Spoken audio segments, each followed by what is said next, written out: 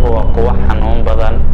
Xaaladaha adag ee ku soo wajahay waxay ku gaarsiin doonaan inaad dareento qalbi xanuun aad u daran.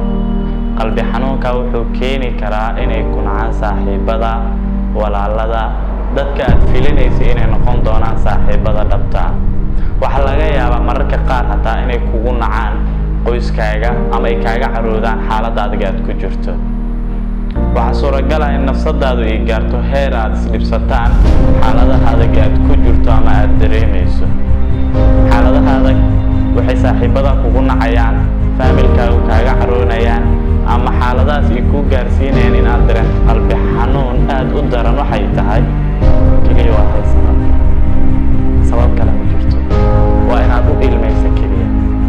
Laakiin geesiga dhabta ee nolosha wax ka qabsan kara waa midka xaaladaha iyo duruufaha iyo cadowgiisuba ay ka rabaan in uu ilmeeyo, balse marka ilinta laga filanayo ku qaabila noola caddayn.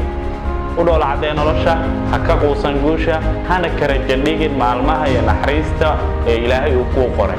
Waan inta never give up.